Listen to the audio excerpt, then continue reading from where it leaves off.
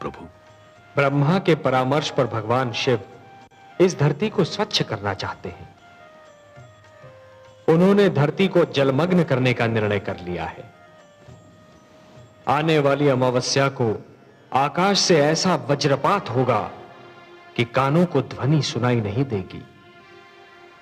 ऐसी वर्षा होगी मनु कि मानो लगेगा कि आकाश में छेद हो गया।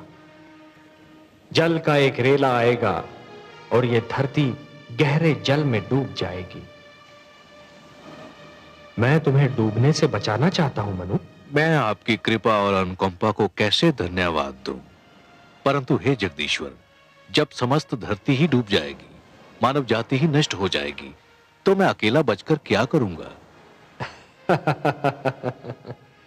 हे मनु, जीवन मानव से महानतर है। मानव को मृत्यु आ सकती है, परंतु जीवन कभी नहीं मरता। जिस प्रकार एक डाली से एक पुष्प टूटता है परंतु वहीं से दूसरा पुष्प भी फूटता है, उसी प्रकार जहां एक जीवन का अंत होता है वहीं पर दूसरा जीवन प्रारंभ होता है। एक पीढ़ी चली जाती है परंतु वहीं दूसरी पीढ़ी पहली पीढ़ी के स्थान को रिक्त नहीं रहने देती। यही जीवन की परंपरा है।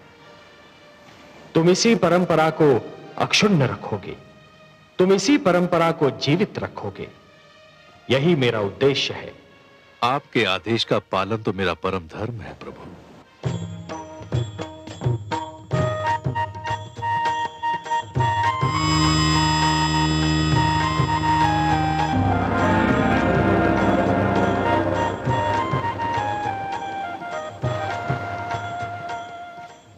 मनु, जल प्लावन के समय तुम अपनी धर्म पत्नी शतरूपा के साथ इस नौका पर सवार हो जाना।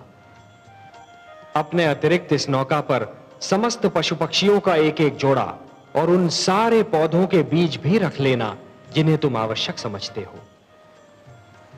मैं मत्स्य के रूप में आऊंगा। तुम इस नौका को मेरे सींग से बांध देना। मैं तुम्हारी नौका को सुमेरु पर्वत पर ले जाऊंगा, जहां पहुंचकर तुम्हें एक नवीन जीवन का निर्माण करना होगा, एक नए मानव को जन्म देना होगा। जो आदेश प्रभु। मैं आपके आदेश का अक्षरशः पालन करूंगा।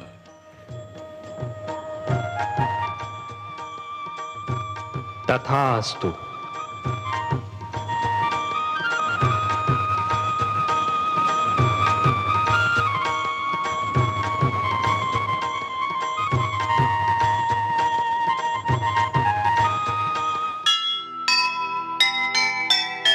होते हैं संसार के संकट में जब प्राण, तब तब आते हैं प्रभु करने को कल्याण। कभी ना होने देंगे वो मानवता का नाश। संकट मोचन है वही, है सबको विश्वास, है सबको विश्वास।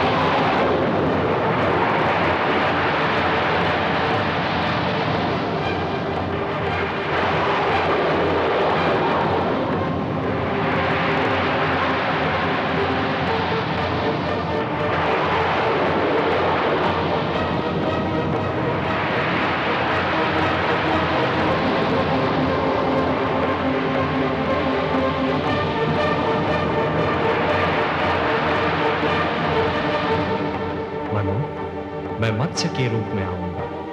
तुम इस नौका को मेरे सींग से बांध देना। मैं तुम्हारी नौका को सुमेरु पर्वत पर ले जाऊंगा। हे सर्वेश्वर, आपने तो कहा था कि आप हमारी सहायता करेंगे।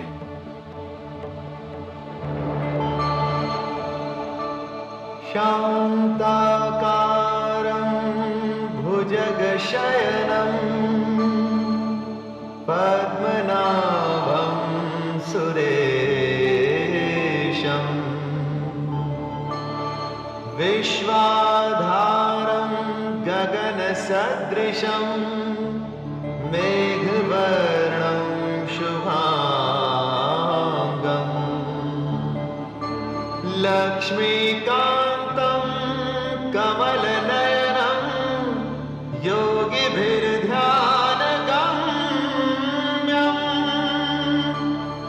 वन्दे विष्णुं भवभयहरं सर्वलोकैकनाथम्।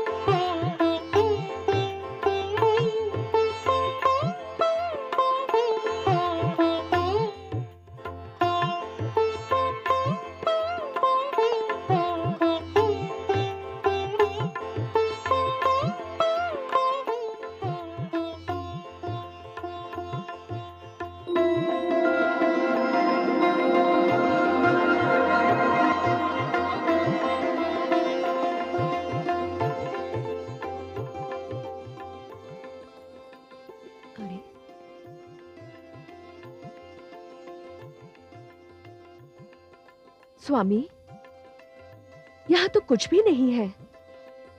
एकदम निर्जन स्थान लगता है। ऐसा मत कहो देवी, यहां हम हैं और यहां वो है जो कण कण में रमते हैं।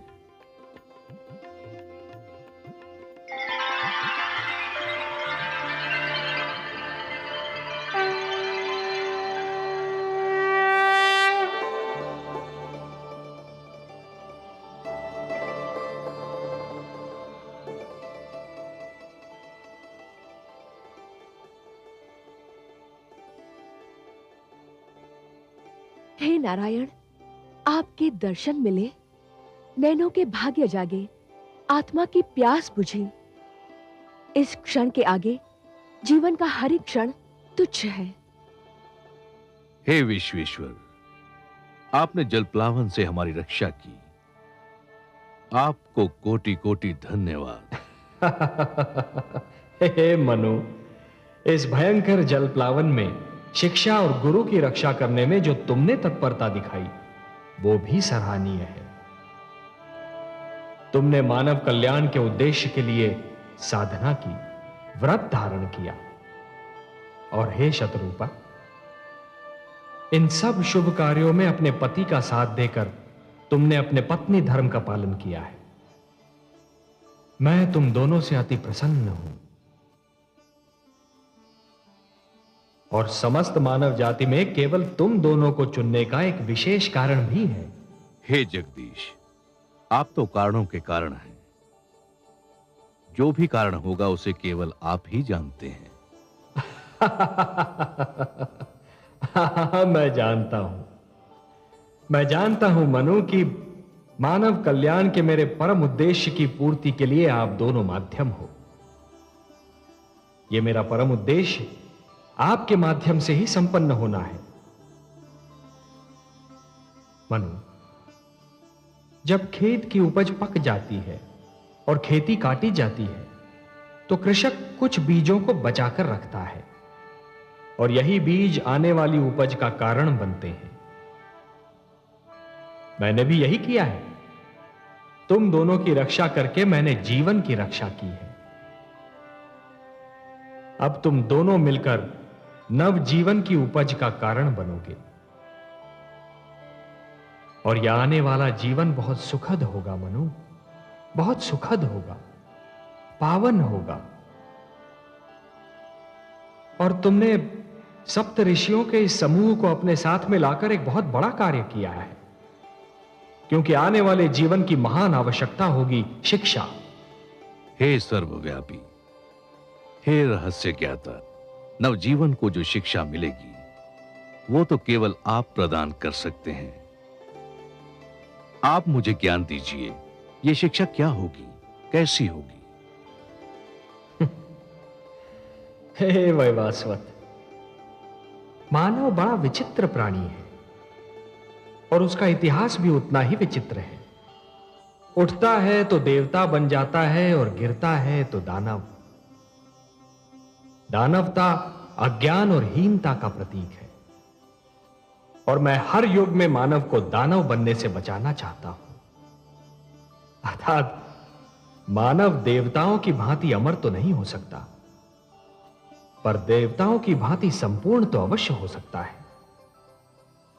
और उसे संपूर्ण बनाने का मूल मंत्र मुझे तुम्हें सौंपना था और इसीलिए जलप्लावन से रक्षा के लिए मैंने तुम दोनों को चुना है। हे जगदीश्वर, आपको कोटि कोटि धन्यवाद। हे लक्ष्मीपति, आपकी जय हो। मैं तुम दोनों को यह उपहार सौंपता हूं जो समस्त मानव जाति की धरोहर है।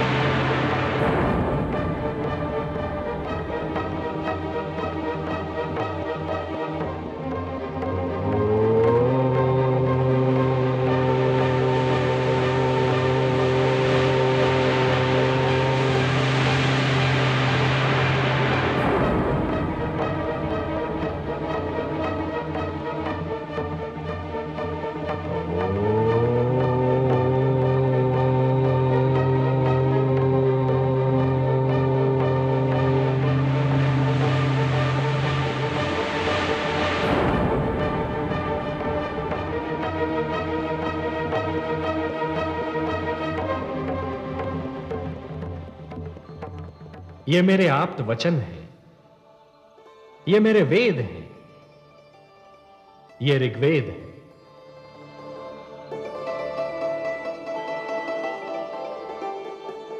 ये यजुर्वेद,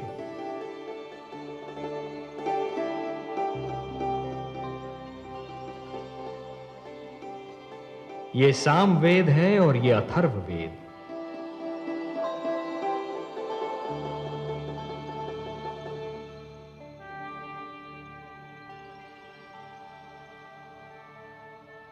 ये मेरे सबसे बड़े वरदान हैं। मानवता को ये मेरा उपहार है। ये मेरे आप्त वचन तुम्हें और तुम्हारे उपरांत आने वाली हर पीढ़ी को जीवन के नियमों का ज्ञान देंगे। कृपा हुई भगवान की, लिया मत्स्य अवतार, वेदों की रक्षा हुई, किया बड़ा उपकार। अंत हुआ हयग्रीव का, हुआ पाप का नाश, फैल गया संसार में चारों ओर प्रकाश, चारों ओर प्रकाश।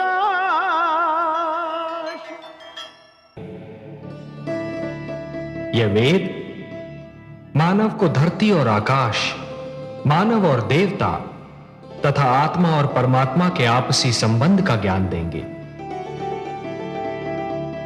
इनमें वो सारे मंत्र निहित हैं जो जन्म से मृत्यु तक मानव की हर समस्या का समाधान बनेंगे।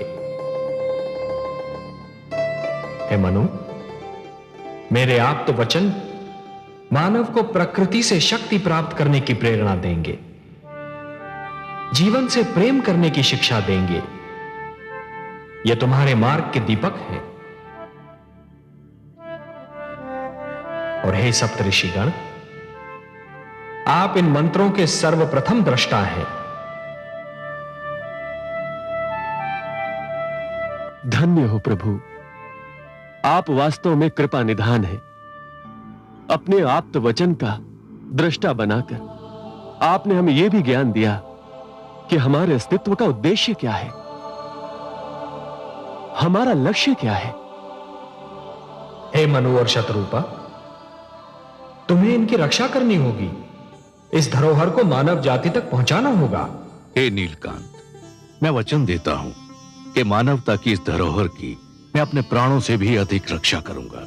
हे लक्ष्मीपति, मैं आपके आप्त वचन को अपने तन मन में यूं सुरक्षित कर लूंगी कि इनकी शिक्षा मेरा दूध बनकर मेरी संतान के रक्त में घुल जाएगा। तो फिर संभालो अपनी धरोहर को। मेरे क्षीर सागर लौटने का समय आ गया है।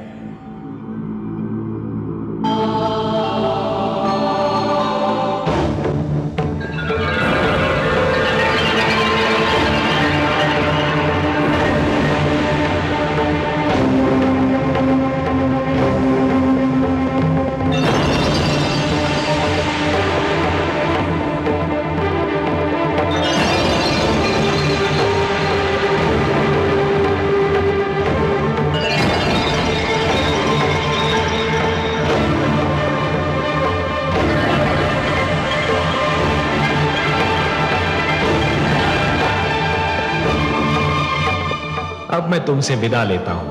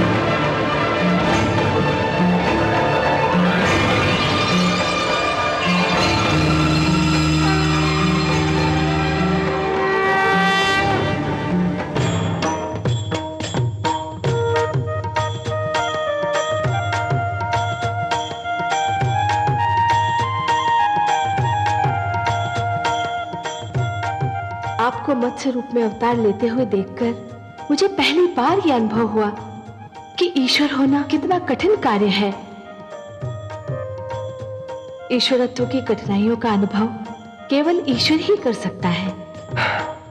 आपने अपना इतना सुंदर रूप छोड़कर मत्स्य रूप धारण किया। कितना कठोर था यह निर्णय। प्रिय, भक्तों के लिए तो मैं कुछ भी कर सकता हूं।